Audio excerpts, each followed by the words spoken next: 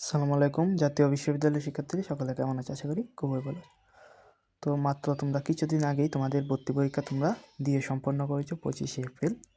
তো ভর্তি পরীক্ষা দেওয়ার পরে তোমাদের মনে একটি প্রশ্ন যে কমপক্ষে কত মার্ক পেলে সরকারি কলেজে চান্স পাওয়া যাবে।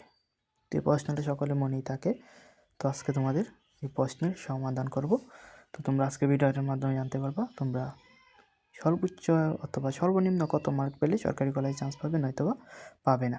তো এই পিকচারটির মাধ্যমে তোমরা সকল কিছু জানতে পারবে এবং তোমাদের রেজাল্ট কবে প্রকাশ করা হবে এই নিয়ে একটা ভিডিও তৈরি করব ইনশাল্লাহ। তোমরা চাইলে চ্যানেলটা সাবস্ক্রাইব করে রাখতে পারো।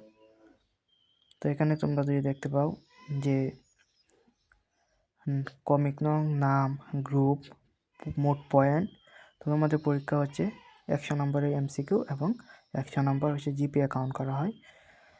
তো মোট জিপিএ তোমরা যদি আমরা 1 নংয়ে দেখতে পাই যে বিজ্ঞান বিভাগ থেকে পরীক্ষা দিয়েছে, মোট জিপিএ ছিল 7.78 এবং ভর্তি পরীক্ষা মার্ক এখানে জানা ছিল না, তো আমরা এটা বাদ দিই। 2 নম্বরে আসি, মানবিক বিভাগ থেকে 9.6 পেয়েছে জিপিএ এবং ভর্তি পরীক্ষার নাম্বার ছিল 60, যার কারণে সে সরকারি কলেজে অর্থনীতি পেয়েছে।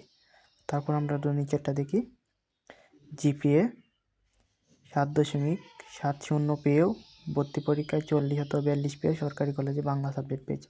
তো এটা কলেজের উপর নির্ভর করে।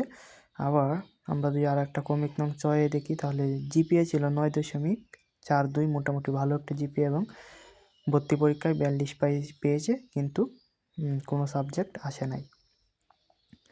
তো এভাবে জিপিএ 9-এর উপরে যদি আমরা দেখতে পাই 7 নংয়ে 9-এর উপরে জিপিএ পেয়েও ভর্তি পরীক্ষায় মোটামুটি 47 পেয়েও জিপিএ কলেজ আসে নাই।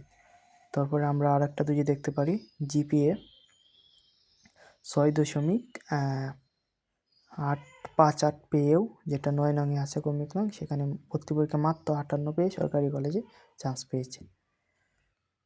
তো পরিশেষে আমরা বলতে পারি মোটামুটি ভালো একটা জিপিএ তোমাদের যদি থাকে, কিংবা জিপিএ যদি কমও হয়, যদি ভর্তি পরীক্ষা ভালো করতে পারো ইনশাল্লাহ চান্স পেয়ে যাবে। অথবা জিপিএ তোমাদের একটু ভালো, ভর্তি পরীক্ষা একটু কম পেয়েছো, তো এভাবে মোট মিলিয়ে তোমরা কলেজের যদি একটু ডিমান্ড বেশি থাকে তাহলে অবশ্যই ভালোরা আগে সাবজেক্ট পাবে এবং যারা একটু পরীক্ষা খারাপ হয়েছে তারা একটু পরেই পাবে।